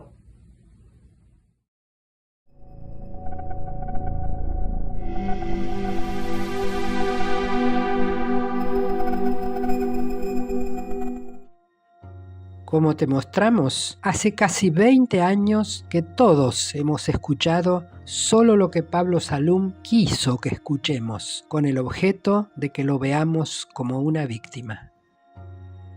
Pero a partir de este punto, te mostraremos información concreta que nos habla de otra historia, la que él no quiere que sepamos. Recorriendo sus videos y comentarios, sencillo fue observar que a Salum el conflicto le agrada e incluso lo fomenta y hasta se alimenta de él. Pero vos, ¿qué tenés en la cabeza? ¿Que te quede claro? No. Soy bastante inteligente, pero no hables de algo que no sabés. No sabés, querida. No empecé ahora. Calmate un poquito. ¿A vos te parece bien que en nuestro país se deje morir gente? ¿Cómo me va a parecer bien eso, digamos? Yo tengo una ley de culto. ¿Qué ley de culto? No existe. Vamos por partes, porque si son tantas acusaciones juntas no te puedo contestar. Yo trabajo con cuencos, hago reiki, hago armonizaciones. Todo trucho. ¿Por qué todo trucho? No es todo trucho. ¿Qué animás de pedirle disculpas por ese tuit? Yo les aseguro que jamás me contradigo. Lo que te digo es así. Pará, Salum, no nos trates de irresponsable. No, pará. Te hago preguntas que te incomodan y te enojas.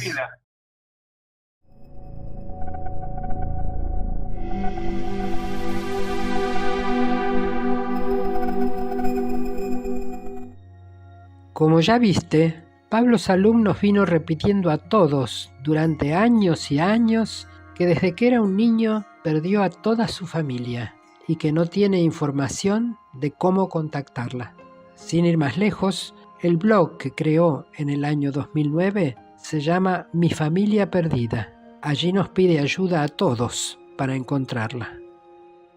Tomamos entonces una computadora y sin más realizamos lo que cualquiera de nosotros habría hecho primero que nada: una simple búsqueda en internet. Escribimos el nombre de su hermano supuestamente perdido, Germán Javier Salum.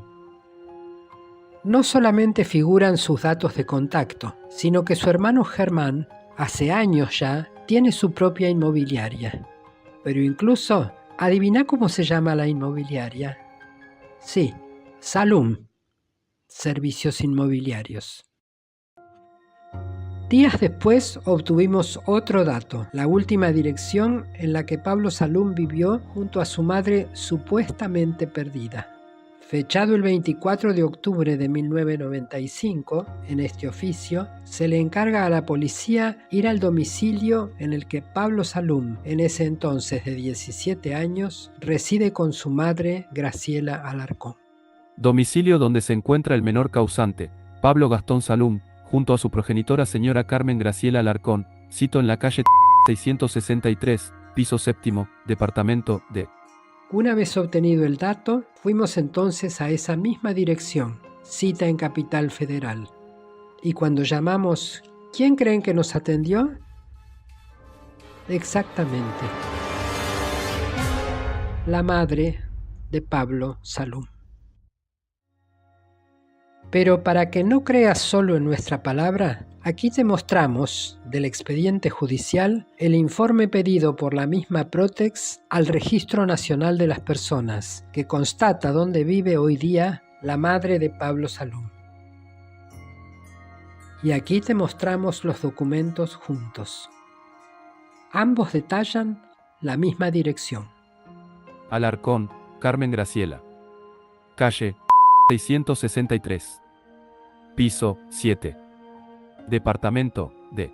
Y por casi 2 décadas, Pablo Salum nos dijo públicamente a todos: ¿No sabés nada de tu familia? No. Estar pensando continuamente, ¿cómo estarán? ¿Estarán bien? ¿Se habrán enfermado? ¿No se habrán enfermado? Pablo Salum supo todo el tiempo dónde estaba su familia.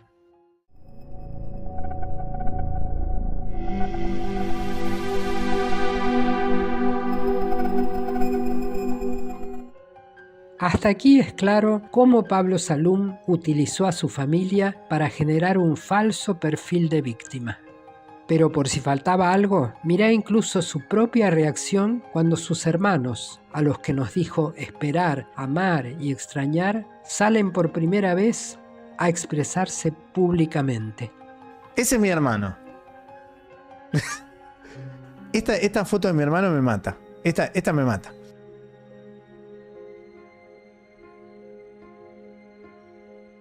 Esta es mi hermana. Que viví mientras lo cuidaba a él. Disculpen que me ría, pero está leyendo lo que tiene que decir. Miren cómo lee, miren cómo está leyendo, miren cómo lee. Y por 20 años nos vino diciendo a todos: si me estás viendo, Germán o Andrea, tienen sobrinitos, tienen nietitos, me tienen a mí, yo los amo, los voy a recibir con los brazos abiertos. Sí, se burla abiertamente de ellos e incluso se burla de todos aquellos que honestamente le creyeron.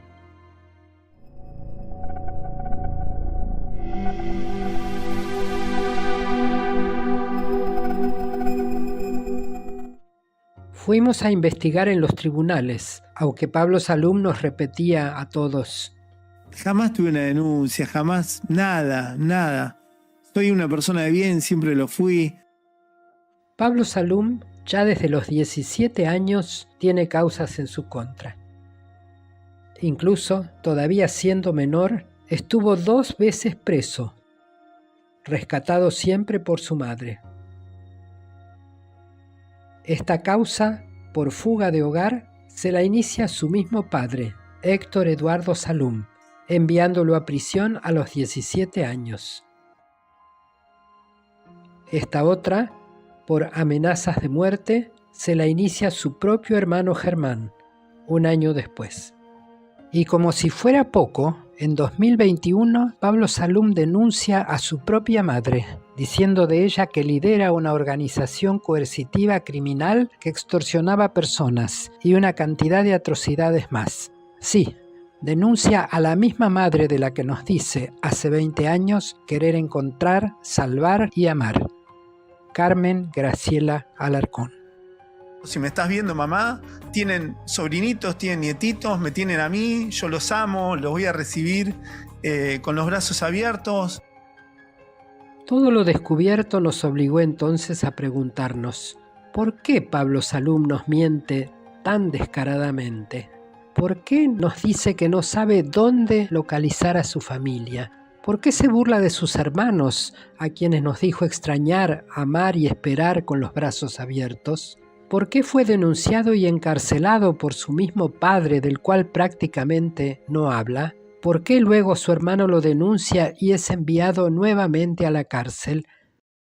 ¿Por qué denuncia penalmente a la madre, a la que nos dice buscar hace 30 años? Quizá al mismo Pablo Salum, en verdad, nunca le importó el bienestar de su familia. Quizá quiera todo lo contrario, dado que son ellos los únicos que pueden exponer las mentiras de toda una vida. Quizá, después de todo, sus hermanos sepan exactamente de qué nos hablan cuando nos dicen: les mintió a todos. A todos les mintió. Quizá por fin aquí Pablo Salum nos habla con la verdad cuando nos dice: qué bueno hubiera sido que a mi familia la maten. Que la maten, que los maten a ellos en un accidente, que se hayan muerto de una forma natural o trágica, pero que se hayan muerto. Qué bueno hubiera sido que a mi familia la maten. Que los maten a ellos en un accidente, que se hayan muerto de una forma natural o trágica, pero que se hayan muerto.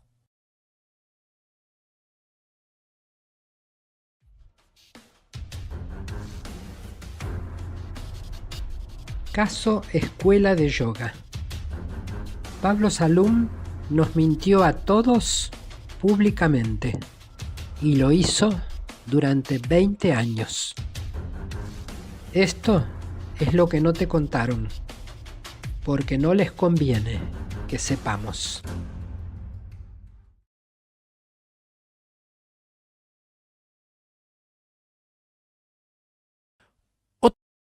Muerto una... Qué bueno hubiera sido que... Tío. ¿De qué nos hablan cuando nos dicen? Les mintió a todos. A todos les mintió. Quizá por fin aquí Pablo Salum nos habla con la verdad cuando nos dice: qué bueno hubiera sido que a mi familia la maten. Que la maten, que los maten a ellos en un accidente, que se hayan muerto de una forma natural o trágica, pero que se hayan muerto. Qué bueno hubiera sido que a mi familia la maten. Que los maten a ellos en un accidente, que se hayan muerto de una forma natural o trágica, pero que se hayan muerto.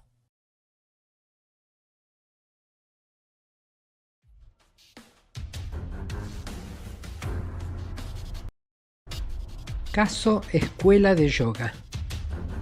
Pablo Salum nos mintió a todos públicamente y lo hizo durante 20 años.